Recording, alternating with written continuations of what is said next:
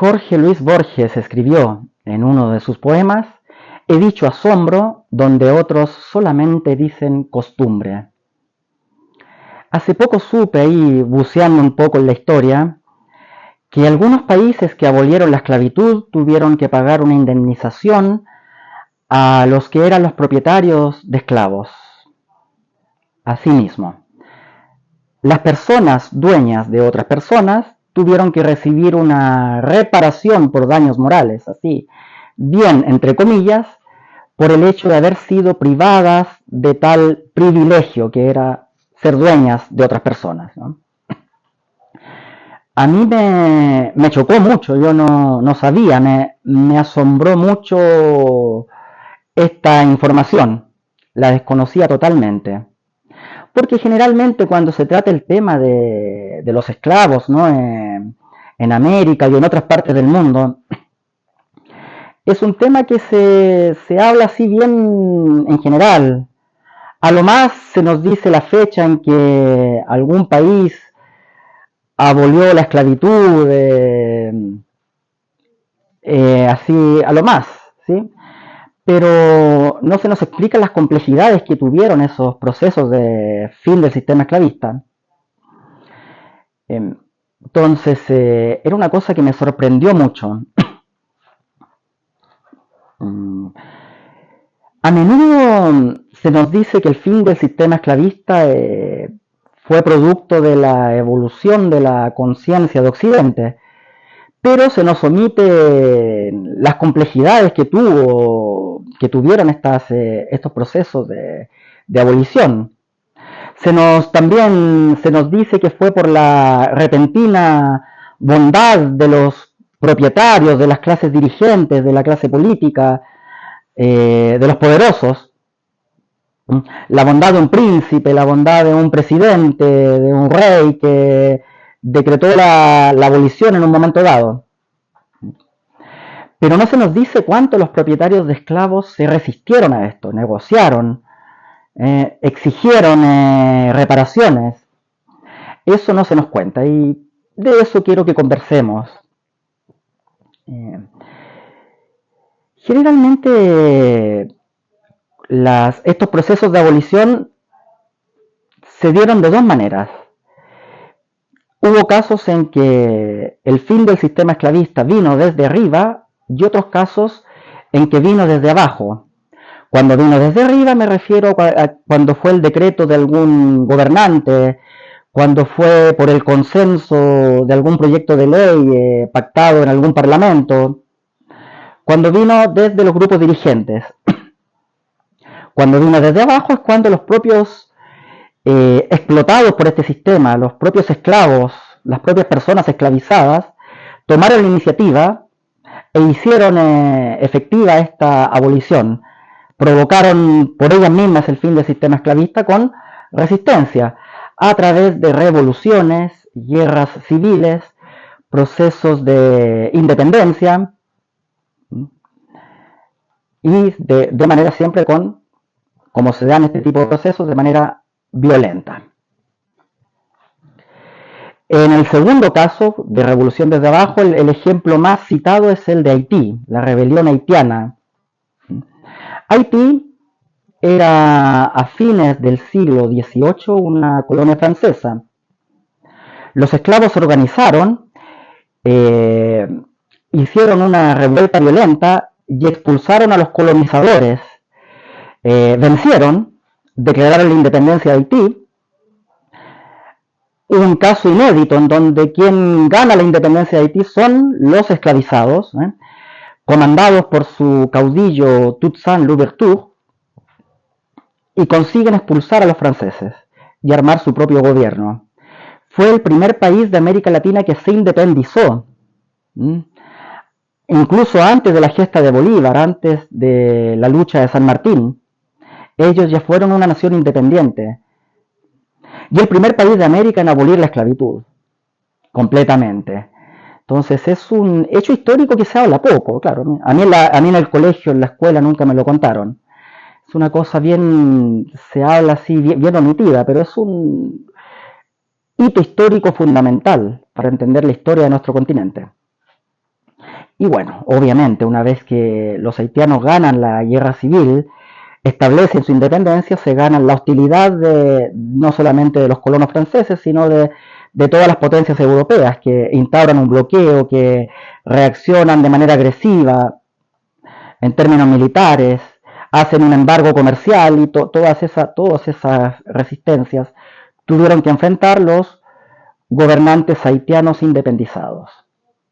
Aquí, para quien le interese, hay dos grandes novelas que abordan este hecho histórico del gran escritor Alejo Carpentier. Aquí, como nos interesa mucho la literatura, aprovecho de recomendar estos dos librazos del gran escritor Alejo Carpentier. Uno es El reino de este mundo, donde cuentan la revolución haitiana a través de la historia del esclavo Tinoel, que participa en esta revuelta y en la consolidación de la independencia haitiana. El otro es El siglo de las luces, también de Alejo Carpentier, donde aborda la revolución haitiana y las políticas de abolición dadas en el contexto de la revolución francesa en las colonias del Caribe. Dejo la recomendación, el gran Alejo Carpentier. Generalmente cuando hablamos de reparación, cuando hablamos de indemnización, hablamos de indemnizar a las víctimas y no a los victimarios. A diferencia de lo que estamos conversando ahora, ¿no? Un caso en donde los que fueron indemnizados fueron los victimarios, ¿no? Donde lo ideal es que sean indemnizadas las personas que sufren la barbarie, que padecen la barbarie, no las personas que ejercen la barbarie. En este caso, los indemnizados son quienes practicaron la barbarie. Entonces, es chocante un poco, ¿sí? Sabemos mucho de políticas de reparación a las personas generalmente que son víctimas de un Estado opresor, de una tiranía, que fueron víctimas de abusos de poder, o cuando no también se habla en el lenguaje del comercio internacional, cuando un país nacionaliza una transnacional extranjera, tiene que indemnizarla, cuando se hace de manera pacífica, no tiene que indemnizarla.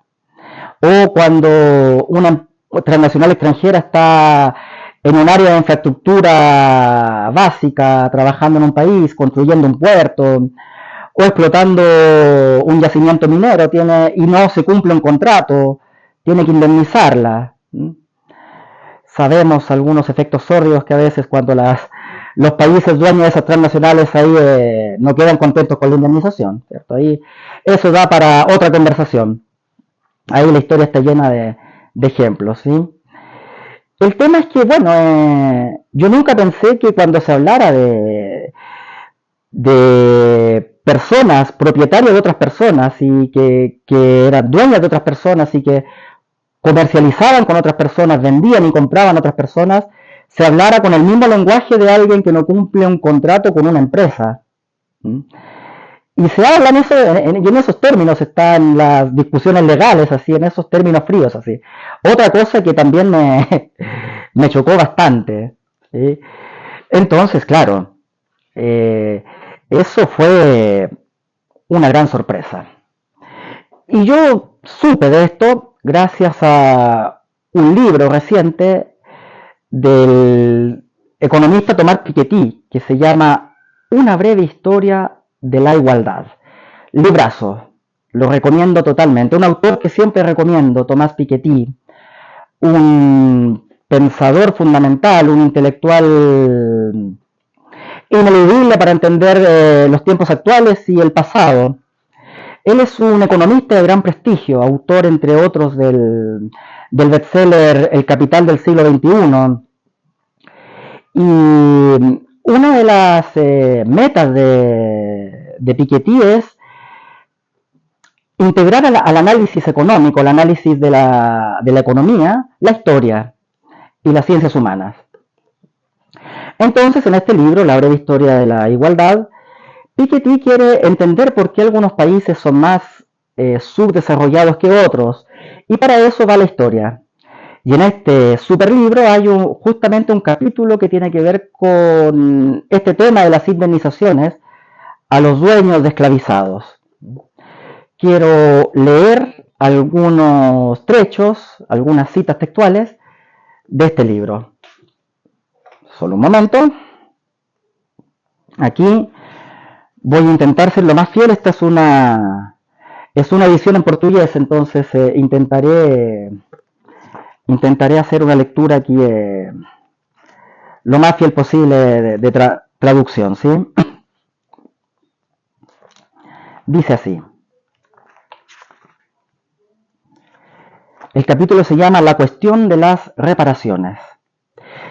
Aquí, leo en voz alta.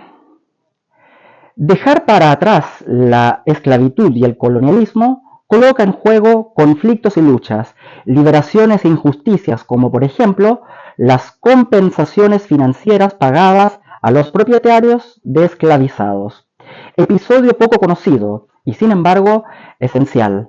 La herencia esclavista y colonial nos obliga a repensar la articulación entre justicia reparadora y justicia universalista en escala planetaria. La ley de abolición adoptada por el Parlamento británico en 1833 establecía una indemnización integral para los propietarios. Aquí, en esta cita, Piketty nos da un ejemplo bien claro, bien concreto, de que no siempre la abolición era producto de la buena conciencia de los propietarios y de las autoridades. Estas leyes de abolición ya tenían una letra pequeña que reparaban injusticias imponiendo otra. Entonces, ahí continúa Piketty tomando el ejemplo del caso haitiano, ¿no? Como Francia, ahí en el bloqueo que le impone a Haití, continuaron peleando entre ellos y Piketty dice, Francia aceptó reconocer la independencia del país en 1825 y poner fin a las amenazas de invasión de la isla por las tropas francesas, solamente porque Carlos X obtuvo del gobierno haitiano el compromiso de que este último pagaría a Francia una deuda de 150 millones de francos oro, a fin de indemnizar a los propietarios esclavizados por la pérdida de su propiedad. El gobierno de Puerto Príncipe no tuvo elección, teniendo en cuenta la evidente superioridad militar de Francia y el embargo impuesto por la flota francesa a la isla. Este tributo representaba más del 300% de la renta nacional de Haití en 1825. Ahí después Piketty sigue contando que la deuda fue renegociada hasta que le pusieron fin recién en 1950.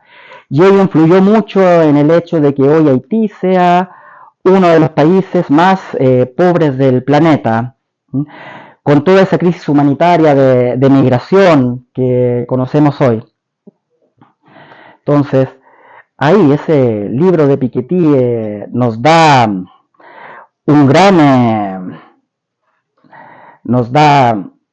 una gran luz de cómo fue este proceso. Si bien esta no es una historia totalmente desconocida, ¿no?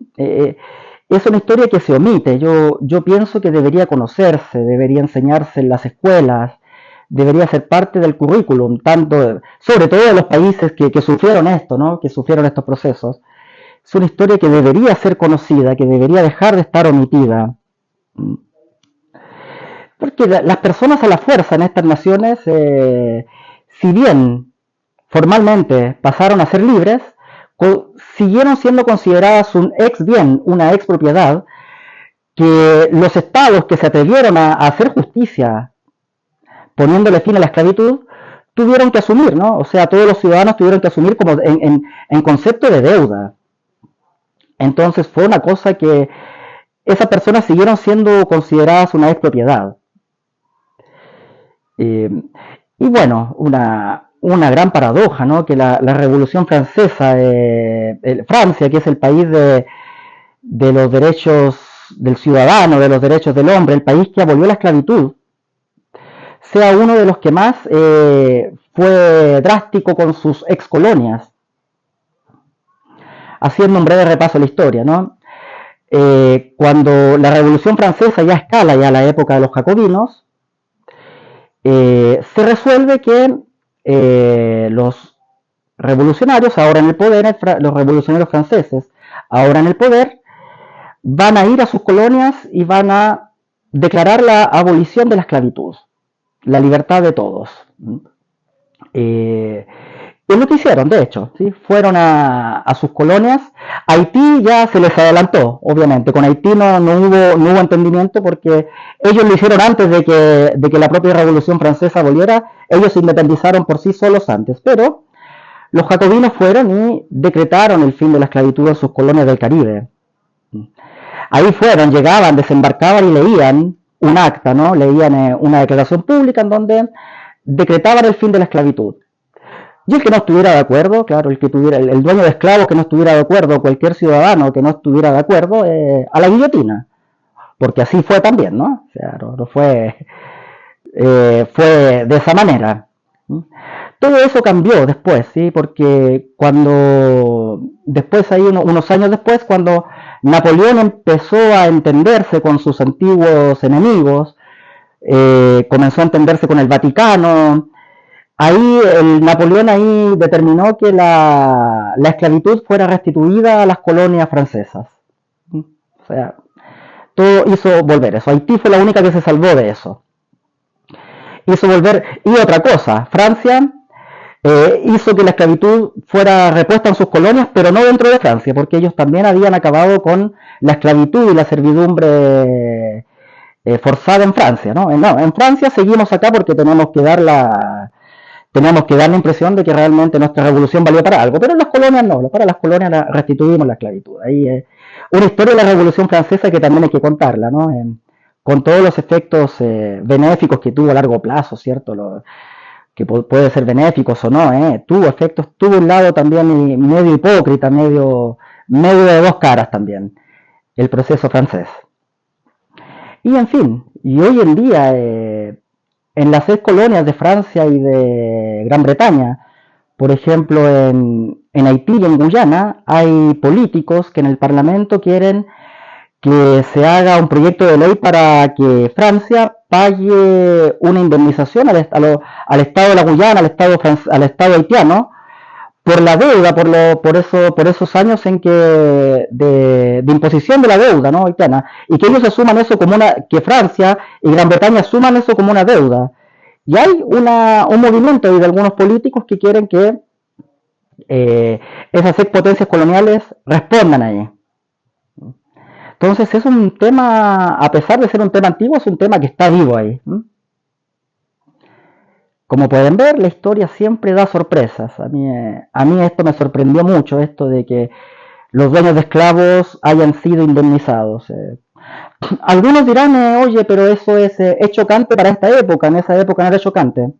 Ciertamente, sí, es posible. Otras personas dirán, oye, pero todo en la vida tiene letras chicas. Nada, todo tiene letra pequeña, ninguna concesión es absoluta. Sí, de acuerdo, puede ser. A mí en todo caso me sorprendió mucho, así como decía el gran escritor argentino, yo digo asombro con esto, ¿no? Me asombró, me sorprendió, algo que es visto como normal, como algo a mí me sorprendió mucho. Así que eso pues. Bueno, si te gustó este video, te invito a seguir acá en estas conversaciones y a inscribirte en nuestro canal, Luis Eduardo, @LuisEdu46. Y eso pues, hasta la próxima. Un abrazo.